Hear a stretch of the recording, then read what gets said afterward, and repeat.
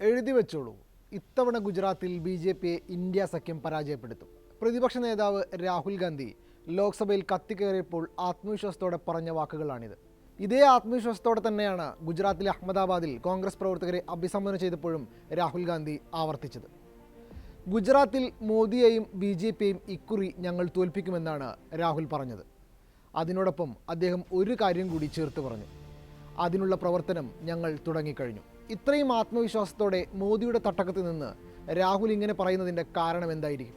പല കാരണങ്ങൾ വിലയിരുത്തുന്നുണ്ടെങ്കിലും അതിലൊന്ന് അയോധ്യ ഉൾപ്പെടുന്ന ഫൈസാബാദിലെ ഇന്ത്യ മുന്നണിയുടെ വിജയമാണ്.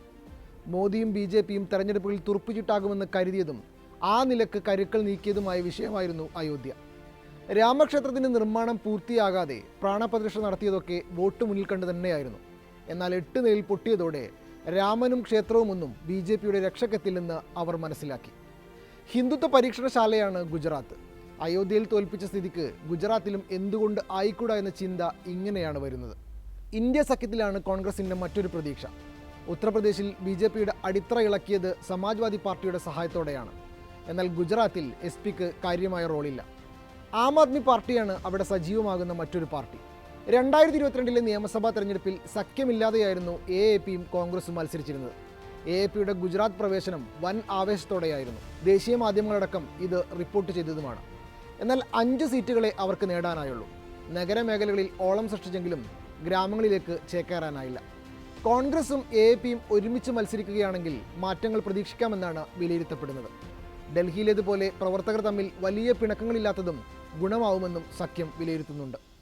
അതേസമയം വരുന്ന ഡൽഹി, ഹരിയാന നിയമസഭാ തെരഞ്ഞെടുപ്പുകളിൽ ഒറ്റക്ക് മത്സരിക്കുന്ന തരത്തിലുള്ള ചില കോൺഗ്രസ് നേതാക്കളുടെ പ്രസ്താവന സഖ്യത്തിന് വിള്ളൽ വീഴ്ത്തുമോ എന്ന് കണ്ടറിയേണ്ടിയിരിക്കുന്നു.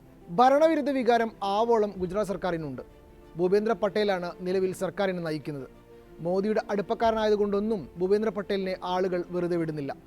തൊഴിലില്ലായ്മയും വിലക്കയറ്റവുമെല്ലാം പ്രധാന പ്രശ്നമായി ഉയർന്നു വരുന്നുണ്ട്. കർഷകരും സംതൃപ്തരല്ല. എന്നാൽ ഈ ഭരണവിരുദ്ധ വികാരത്തെ മുതലെടുക്കാൻ പാകത്തിലുള്ളൊരു നേതാവ് പ്രതിപക്ഷത്ത് നിന്ന് ഇല്ലാതെ പോയതാണ് കഴിഞ്ഞ തെരഞ്ഞെടുപ്പുകളിലൊക്കെ ബി.ജെ.പിക്ക് എളുപ്പമായത്. ഗുജറാത്ത് മുഖ്യമന്ത്രി ഭൂപേന്ദ്ര പട്ടേലും പ്രധാനമന്ത്രി നരേന്ദ്രമോദിയും ഇക്കാര്യം മനസ്സിലാക്കിയാണ് രാഹുൽ ഗാന്ധി ഇറങ്ങുന്നതിനെ ഭയപ്പെടുന്നതും. ഇന്ത്യ സഖ്യത്തിൻ്റെ ലോക്സഭാ തെരഞ്ഞെടുപ്പിലെ മുന്നേറ്റത്തിന് ശേഷം രാഹുൽ അടിമുടി മാറിയിട്ടുണ്ട്. സഭയിലും പുറത്തും അത് കാണാനാവുന്നുമുണ്ട്. ഭാരത് ജോഡോ യാത്രയും അതുവഴി സൃഷ്ടിച്ചെടുത്ത പ്രതിച്ഛായയുമെല്ലാം രാഹുൽ ഗാന്ധിക്കും കോൺഗ്രസിനും ഉണർവേകിയിട്ടുണ്ടെന്നത് തീർച്ചയാണ്. ലോക്സഭാ തെരഞ്ഞെടുപ്പിലെ മിന്നുന്ന പ്രകടനവും പ്രതിപക്ഷ നേതാവ് എന്ന നിലയിലെ പ്രവർത്തനങ്ങളുമെല്ലാം ഗുജറാത്തിനെ ഇളക്കാനാകുമെന്നാണ് രാഷ്ട്രീയ നിരീക്ഷകർ വിലയിരുത്തുന്നത്. രാഹുൽ ഗാന്ധി തന്നെ നേരിട്ടിറങ്ങിയാൽ എന്തെങ്കിലും സംഭവിക്കുമെന്ന് എൻ.ഡി.എ കേന്ദ്രങ്ങളും ഭയക്കുന്നുണ്ട്. കഴിഞ്ഞ തെരഞ്ഞെടുപ്പിൽ ഗുജറാത്തിൽ അതിഥിവേഷമായിരുന്നെങ്കിൽ ഇക്കുറി രാഹുൽ ഗാന്ധിക്ക് അങ്ങനെയാവില്ലെന്ന് ഉറപ്പാണ്. ഭരണത്തിലും സീറ്റെണ്ണത്തിലും റെക്കോർഡിട്ട് 1995 മുതൽ ഗുജറാത്ത് ബി.ജെ.പിയുടെ കൈപ്പിടിയിലുണ്ട്. അതായത് തുടർച്ചയായ 7 തവണയായി ബി.ജെ.പി തന്നെയാണ് ഗുജറാത്ത് ഭരിക്കുന്നത്. മുഖ്യമന്ത്രിമാർ മാറുന്നുണ്ടെങ്കിലും ഭരണത്തിൽ മാറ്റമൊന്നുമില്ല.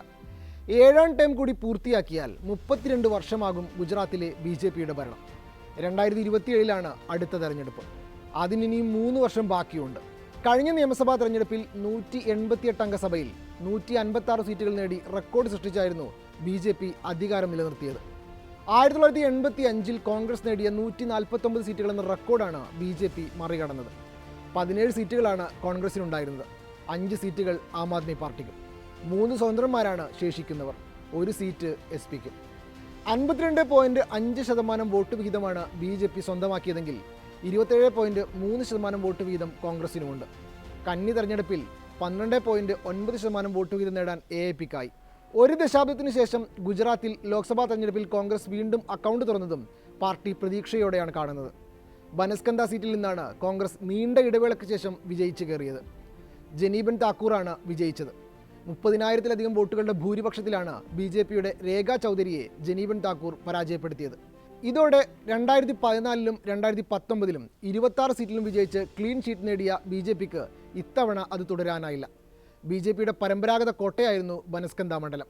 അവിടെ നിന്നാണ് കോൺഗ്രസ് ജയിച്ചു കയറിയത്. 1962 ശേഷം ഈ സീറ്റിൽ വിജയിക്കുന്ന ആദ്യ വനിതാ സ്ഥാനാർത്ഥിയാണ് ജനീബൻ.